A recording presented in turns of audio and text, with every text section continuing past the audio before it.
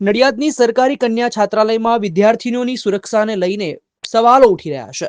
રાત્રિના સમયે કોઈ અજાણ્યા ઈસમ દ્વારા વિદ્યાર્થીઓને ડરાવવાનો પ્રયાસ થતો હોવાની વિદ્યાર્થીનીઓની ફરિયાદ છે। સમગ્ર મામલે છાત્રાલયની વોર્ડને ફરિયાદ કરવા છતાં વોર્ડન જેઓ દ્વારા પગલાં નહીં ભરાતા હોવાનો આક્ષેપ છે। વારંવાર ફરિયાદ કરતા વોર્ડન વિદ્યાર્થીનીઓને કહે છે કે ના રહેવું હોય તો બેગ પેક કરીને ઘરે જતા રહો। છેલ્લા એક સપ્તાહથી આ પ્રકારની ઘટનાઓ ઘટતા મામલો પોલીસ મથક સુધી પહોંચ્યો છે। નડિયાદ પશ્ચિમ પોલીસ વિભાગની સી ટીમ દ્વારા છાત્રાલય પર પહોંચીને વિદ્યાર્થીઓના નિવેદન લેવાયા છે।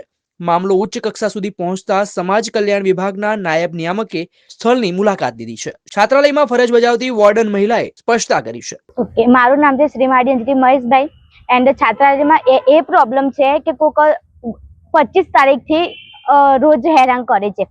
હેરાન કરવાનું મેન એ છે કે અમને એ પર્સન ખબર નથી કે છે કોણ।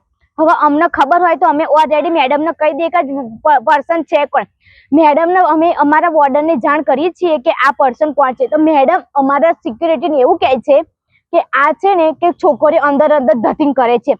તો અમે અહીંયા સ્ટડી માટે આવ્યા છીએ, અહીંયા અમે સ્ટડી માટે આવ્યા છીએ, નહીં અમે કોઈ ધતિંગ કરવા માટે આવ્યા। ચલો નો ડાઉટ મેડમ એક વખત કીધું, પણ જે રિયલ આખી હોસ્ટેલમાં 40 ને સામે 40 80 છોકરી જો તો એ 80 છોકરીઓ ખોટા, એકલા મેડમ સાચા? અમને એ મેડમ ન્યાય નથી આપતા। અમને એવું કહે છે કે તમે ખોટું કહો છો, તમે ધતિંગ કરો છો, અને બીક લાગતી હોય ને તો કે તમે અહીંયા ના રહેશો, ઘરે જતા રહો। અમે કેટલા વર્ષથી કામ કરો છો? 3 વર્ષથી। 3 વર્ષ દરમિયાન અગાઉ પણ આવો?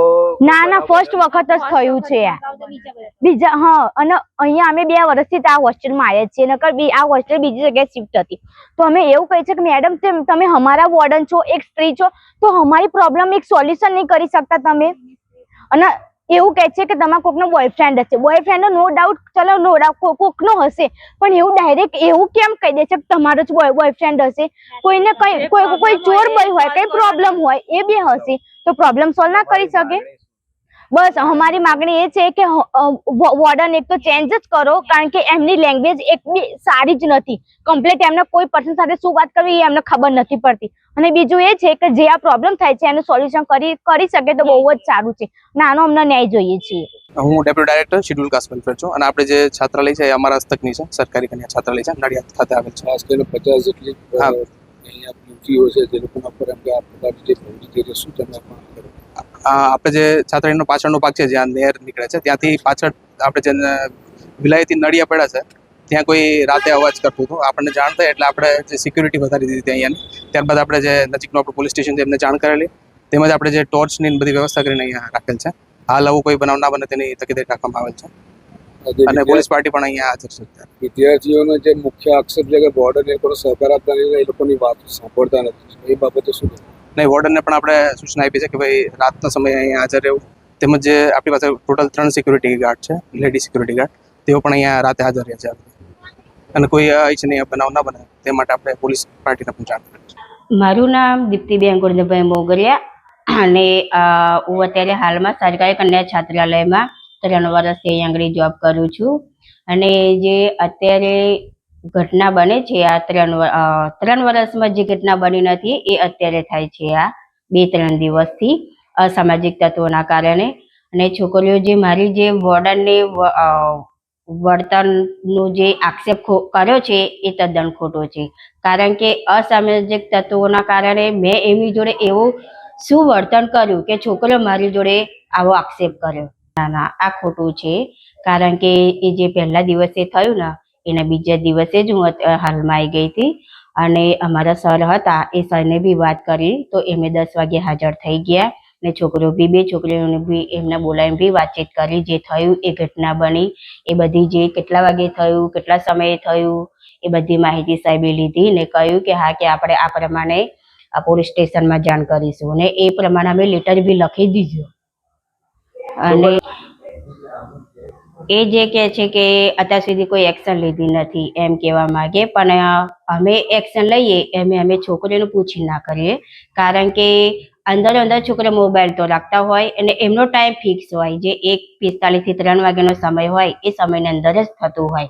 અને જો આપણે એમને પૂછીને કહીએ કે અમે અત્યારે હાલમાં આગળ પાછળ તમારી સેફટી માટે આટલા હોમગાર્ડ રાખ્યા છે, સિક્યુરિટી રાખ્યા છે, તો એ છોકરીઓ અંદર કઈ ભાઈ હોય કે ના હોય, પણ એ જે બહાર ઈસમ એટલે કે જે અજાણ વ્યક્તિ હોય એ લોકોને જાણ થઈ જાય અને એ લોકો આવતા હોય એ બંધ થઈ જાય. એટલે એ કારણથી અમે છોકરીઓનું બી કહ્યું નહોતું. અને અમે બીજા ત્રીજા દિવસે પોલીસ સ્ટેશનમાં જાણ કરી. પોલીસ સ્ટેશનમાં મિશન પોલીસ ચોકીમાં ત્યાં ગઈ અને એમને અમને જે કહ્યું એ પ્રમાણે મેં છોકરીઓને કહ્યું કે હા ભાઈ આપણે આ પ્રમાણે રાત્રિના સમયે ફોનનો ઉપયોગ ઓછો કરવાનો ને સવારમાં કોલેજ જાય તો એ સમયે આપણે કોલેજમાં મોબાઈલ આપી દેવાનો. છોકરીઓનું જે બેન ફ્રીડમ ને લગતી સમસ્યા છે શું છે? અત્યારે જે ફ્રીડમ માગે છે એ મારથી આપી શકાતું નથી, કારણ કે અત્યારે જમાનો બહુ ખરાબ છે ને બહાર જે થાય એ જવાબદારી કોણ લેશે? કારણ કે મારે બી ઉપર અધિકારીને જવાબ આપવાનો થાય છે. અને કન્યા છાત્રાલયમાં અત્યાર સુધી આ કોઈ ઘટના બની નથી. અને ફ્રીડમ જે છોકરીઓ માગે એ મારથી નહીં અપાય અને આપવાની બી નથી. My school is one such future-ready school where I understand each and every concept taught in the class and don't rote learn, where teachers don't just use books and blackboard to teach but use new ways of teaching and learning like audiovisual learning, activity-based learning and group activities, which enhances my conceptual understanding. My school also teaches coding, which is an important 21st century skill. Not just that, I get an opportunity to showcase my skill on a national platform. And with all this, I acquire important skills that make me future ready and confident. Would you also like to know where is my future ready school? Visit now and see for yourself.